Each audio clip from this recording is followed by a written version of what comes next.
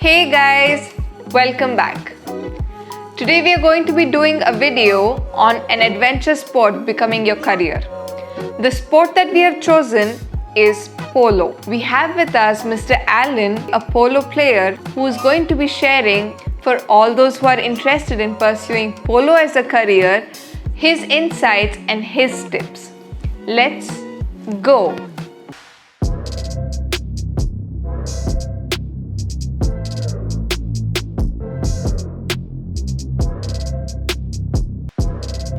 Hi, this is Allan Sean Michael and I'm based from Hyderabad.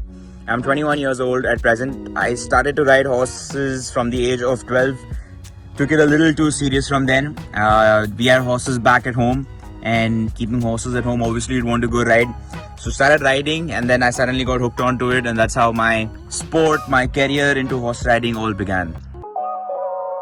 It's very simple. To become a polo player, all that you need to have is a setup which includes your horses, your grooms, your staff, your stables, and the funds that you gotta, because polo being an expensive sport, a sport called as the king of games and game of all the kings, is a sport where you got to have your own setup. No one's gonna, give you horses to play. But to become a polo player, one has to have a number of at least 6 to 8 horses to start playing polo. That's the minimum and the basic need that one person needs to have. I ride 2 to 3 hours in the morning and 2 to 3 hours in the evening. This is at least about 6 to 7 hours a day is what I put in if you're playing professionally, because it's not one horse that you have to work. It's about 6 to 8 horses that one has in polo and one has to work. And I prefer riding them myself is because I get to know the horses inch by inch, how they go, what aid they we use and how they reciprocate, and you get to know the mentality of the horse. It is good. The more hours you spend on the saddle, the better you get. Talking about education, while I was practicing, learning and competing, I was doing my education in PAR. I did my graduation in mass comm and journalism. If you ask me, one should have an education alongside, because you never know, because polo is one sport where it doesn't click for everybody, and if it doesn't click for anybody who's spending so many years of time practicing, and if you don't end up being a good player, that's not going to fetch you anything. So just in case, I would prefer children should study, should pursue their education. Riding is a sport where you don't practice during the afternoons. The only time that you practice is in the early hours, that we start riding from at 5 o'clock in the morning to 8 o'clock in the morning, and then the sun comes up. Horses being hot blood animals, they do get exhausted, they do get tired, and the other hours that we ride are in the evening, that is from 4 o'clock till 7 o'clock. So I think during the time that you have between, you can go to the colleges, you can go to school and pursue your education. Polo is a sport where 70% of the credit goes to the horse and 30% of the credit goes to the horse rider, because there's a lot of skill that is involved. Yes, no doubt, but a majority of the percentage depends on what horses you play on. It's something like a Formula 1 racing car. You might be the best driver in the world, but unless and until you have that machine under you, you won't be able to produce your skill. So what we mostly do is, during the off season, we start training the horse, getting the horses fit, or we leave the horses on rest, complete rest, to recoup as they played the entire year. What I do is focus more on fitness, go to a few training camps, enhance my skills in training. And off season is about 4 to 5 months of time. So this is what I do during the off season. So I started horse riding, started competing, and then eventually there came a time where I thought, I'm going to take horse riding as a career, and I'm going to put all my time, because I've spent many years, about almost 8 years into this field training. So why just, leave it aside and leave it to waste? So that's when I thought, I'll start taking horse riding professionally as a career. I started to train hard, very important, and I was blessed to have supportive parents. Dad used to take me all over the country to, for training, to enhance my skills.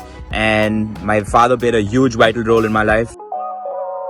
Yes, there is a lot of risk involved in horse riding. Falling is a part of the sport. 100%, each and every rider in the world has fallen off.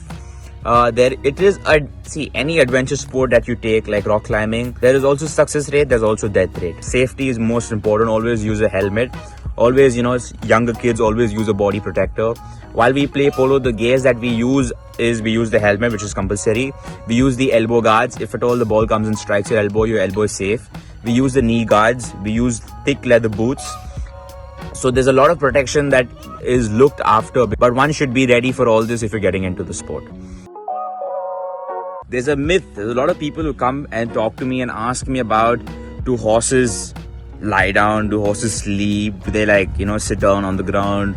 And there are a lot of people who come and say whenever a horse sits down on the ground means there's something's unwell or something's wrong with the horses. So to clarify that, horses do sit on the ground. Horses do lie down and sleep. They also stand and sleep. Keeping in mind, the most important thing is how do they stand and sleep. See, God has made them in a very unique way. Basically, horses are prey animals in the jungle, so they've always been hunted. They are not carnivores animals, so their life is always on stake from the hunters, the carnivores animals. So God has made them in such a way that they can stand and sleep, because as soon as they signal something danger, they can just bolt and fly away and save their life. When they see a lot of disturbance, when they see a lot of people around them, they're not comfortable, that's when they stand, because they always are ready to flee away. But if you actually go during the nights and visit one of the stables where there's peace around, where there's no disturbance, no noise, you will find horses which are tired, lying down on the ground and as well as sleeping. It looks, it's like a luxury sport, but apart from that, there's a lot of expenses that goes. Each polo horse costs you nothing less than 15 to 20 lakhs, and having 8 horses, spending 20-25,000 every month on each horse, maintaining them, is a lot of money. So one has to be ready, and one has to be financially strong to pursue the sport of polo. Talking about riders do get paid, it's yes, they do get paid only once you're good. If you're not good, you don't get paid. It's polo being a very small fraternity, one has to be exceptional for them to come and pick you up. Only then you're being paid, and yes, you are being paid well. And but yeah, it's something like cricket. There are many players who play cricket, but who are the ones who are paid well? And people who reach and play for the country, people who reach the IPL, people who play Ranji. But rather than that, only if you reach that level, you've been paid. So likewise in this sport also, if you're playing normal polo and you are wanting to be paid, no one's going to pay you. You got to be somewhere exceptional. The maximum number of hours that you spend on the saddle practicing gets you better. There's no rocket science into it. The more hours, the more time, riding with conscience, riding with dedication and consistency will take you up. So you have to get out of your comfort zone. Polo being an adventurous sport is not a sport meant for timid people as well as ruffians. Because if you're too timid, you won't be able to ride and play, because polo is an adventure sport. It's a dangerous sport.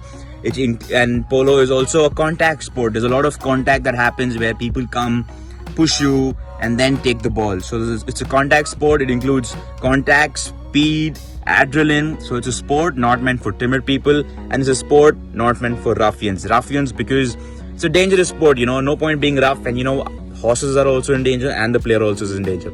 It's a sport which is a well-balanced sport. It also develops very good qualities in the rider. It starts to make it's a physical sport as well as a mental sport, because there's a lot of strategy that you have to start thinking, there's a lot of thinking that you have to do, and there's a lot of exertion on your body. So it's a physical and a mental sport to be played.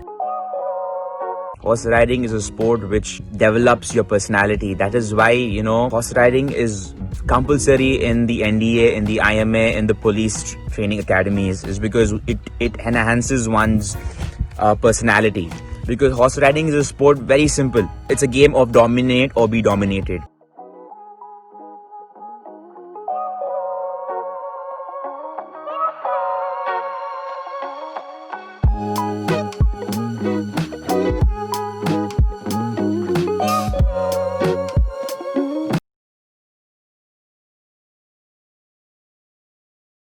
Thank you, Allan, for that interview. I'm sure all those who want to pursue polo out there have a much better understanding and perspective on what it means to be a polo player. Your passion for horses and your father's support is truly commendable. This is really not a very conventional career that you have chosen. I have personally seen Allan ride, and he is amazing. And if you want to go to his riding school here in Hyderabad, its atmosphere is just wonderful. Full of energy, and love for horses truly reflects in their atmosphere there. I'll be putting out their contact details in my description below. Do check it out. So have a good evening and see you all soon again.